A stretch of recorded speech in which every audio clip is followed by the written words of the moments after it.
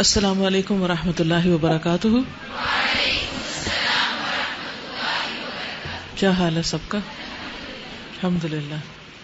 نحمده ونصلی علی رسولہ الکریم. اما بعد فاعوذ باللہ من الشیطان الرجیم. بسم اللہ الرحمن الرحیم. رب اشرح لی صدری ویسر لی امری واحلل عقدۃ من لسانی یفقہوا قولی. صبر کے معاملے میں کچھ پروگرس ہوئی؟ کس چیز میں صبر؟ یہ گاڑی پہ جا رہی تھی تو سٹاپ مس کر دیا انہوں نے، تو اگلے سٹاپ پہ جا اتری اور وہاں سے واپس آنے میں 1 گھنٹہ لگ گیا. تو ظاہر ہے کہ روزے کی حالت میں، گرمی کی حالت میں صبر کے سوا کیا ہو سکتا ہے. اور وہ بھی پھر انسان خود سوچ سمجھ کے شعوری صبر کرے، اچھی طرح صبر کرے تو اس کا اجر ہے. ٹھیک ہے. اور کوئی؟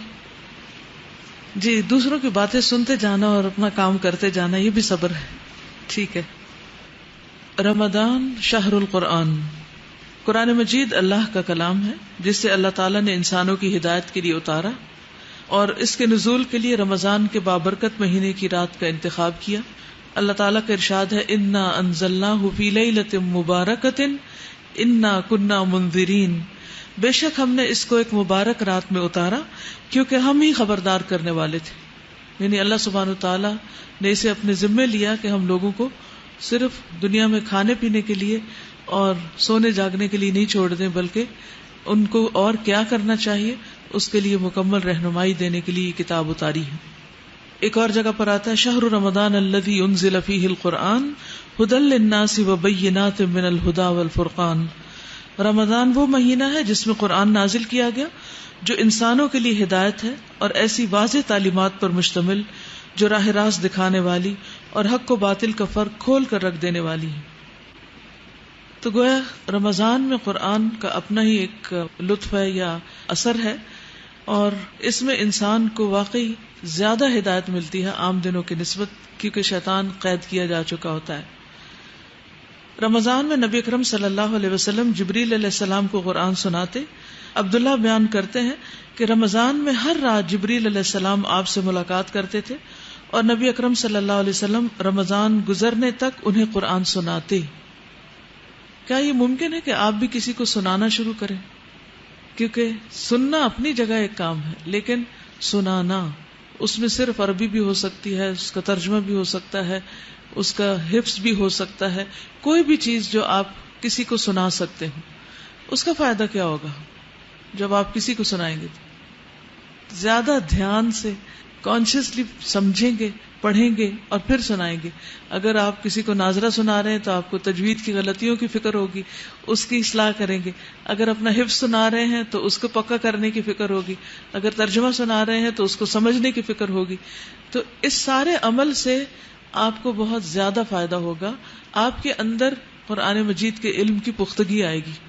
تو آپ یہ تینوں کام بھی کر سکتے ہیں تھوڑے تھوڑے، اور اگر تینوں نہ ہو سکے تو 2 کر لیجئے، لیکن کم از کم 1 ضرور کیجئے کہ کسی نہ کسی کو کچھ حصہ سنانا شروع کیجئے. چاہے اپنے بہن بھائیوں کو، اپنے شوہر کو، اپنے بچوں کو 1-2 آیات، 3 آیات، 5 آیات جو آپ روز پارہ سنتے ہیں، اس میں سے کچھ آیات جو آپ کو پسند آئیں وہ آپ جا کر کسی کو بھی جو آپ کی سننے والا ہو، کیونکہ سب سننا بھی نہیں چاہتے اور بعض اوقات لوگ سمجھتے ہیں کہ آپ ان پہ مسلط ہو گئے، لیکن جو خوشی سے آپ سے سننا چاہیں، اگر خوشی نہ بھی ہو تو نہ خوشی بھی نہ ہو، درمیان ہی معاملہ ہو، اور کچھ نہیں تو آپ اپنے گھر کے بزرگوں کو سنا سکتے ہیں. وہ بےچارے ترستے ہیں کہ ان سے کوئی بات کرے، تو اگر اس بہانے آپ ان کو سنائیں گے تو اس سے آپ انشاءاللہ بہت زیادہ فائدہ پائیں گے. جی یہ کہتے ہیں کہ اگر ویسے کوئی نہ سنے تو کسی کو اپنا ٹیچر بنا لیں اور پھر اس کو آپ سنانا شروع کر دیں، تو اس سے وہ پھر ایک دوسری پوزیشن میں آئے گا. جب آپ استاد بن کے سنائیں گے تو دوسرے شاید نہ سننا چاہیں، لیکن اگر آپ ان کو یہ کہیں کہ آپ میرا سنیں تاکہ مجھے بتائیں کہ میں کیسا پڑھتی ہوں، یا کیا میں ٹھیک پڑھ رہی ہوں، یا کیا میں صحیح سمجھ رہی ہوں، تو اس سے انشاءاللہ یہ بھی آسان ہے.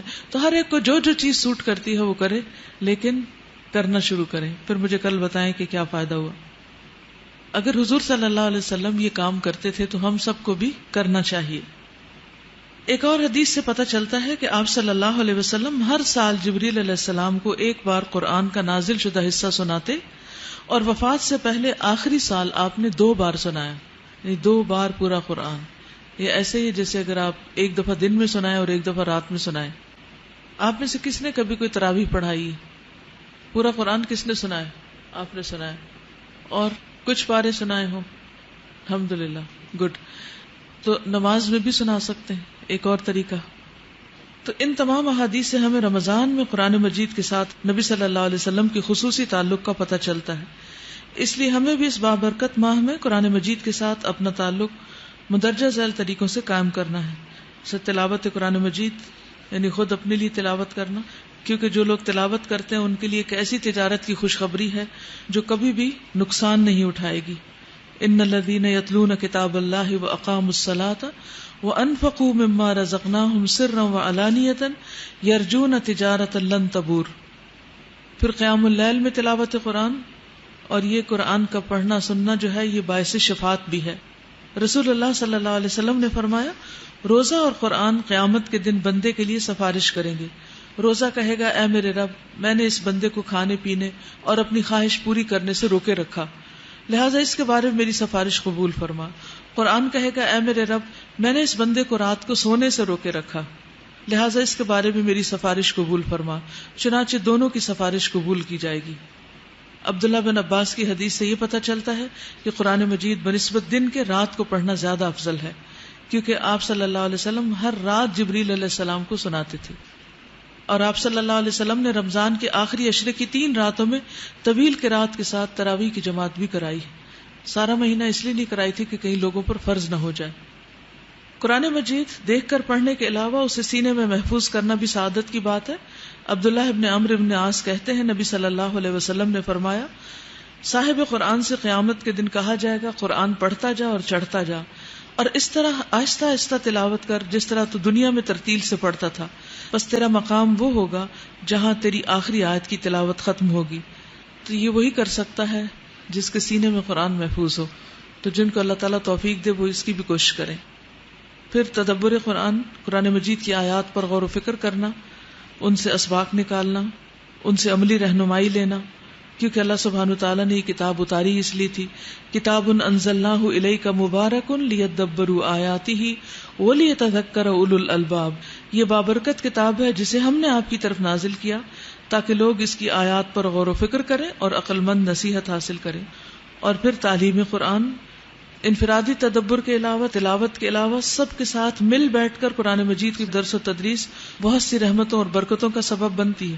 حضرت ابو ہریرہ کہتے ہیں رسول اللہ صلی اللہ علیہ وسلم نے فرمایا جو لوگ اللہ کے گھروں میں سے کسی گھر میں اکٹھے ہوں وہ اللہ کی کتاب پڑھیں اور اس کو پڑھائیں، ان پر اطمینان نازل ہوتا ہے، رحمت انہیں ڈھانپ لیتی ہے، فرشتے ان کے گرد گھیرا ڈال لیتے ہیں، اور اللہ تعالیٰ ان لوگوں کا ذکر ان فرشتوں سے کرتا ہے جو اس کے پاس موجود ہیں. تو اللہ کا شکر ادا کرنا چاہیے کہ جس نے ہمیں قرآن کی نعمت عطا کی اور اس کا پڑھنا بھی سکھایا. اور خصوصاً اردو پڑھنے والے لوگ جو ہیں ان کے لیے عربی پڑھنا کچھ زیادہ مشکل چیز نہیں. میں ان لوگوں کو داد دیتی ہوں کہ جو چائنیز اور کورین اور جاپنیز لینگویجز بولتے پڑھتے ہیں اور پھر اس کے بعد وہ عربی سیکھتے ہیں اور ڈفرینٹ اسکرپٹ میں اور پھر اس کی تلاوت بھی کرتے ہیں اور سخت مشقت سے وہ یہ زبان سیکھتے ہیں. ہمارے لیے تو الف با تا بہت کچھ ایک جیسا ہی ہے، تو اس لیے زیادہ محنت بھی نہیں کرنی پڑتی. تو ہر شخص جتنی محنت کر کے آئے گا اس کے مطابق اجر پائے گا. تو زندگی میں اللہ تعالیٰ نے جو کچھ دیا ہے اس سے اللہ سبحانہ وتعالیٰ کو خوش کرنے کے لیے کوشش کریں. اور اللہ کی کتاب سے بڑھ کر کون سی چیز ایسی ہو سکتی ہے جس کا پڑھنا اللہ تعالیٰ کو خوش کر دے. تو خود بھی خوش ہو جائیں اور اللہ تعالیٰ کو بھی خوش کر دیں. چلیے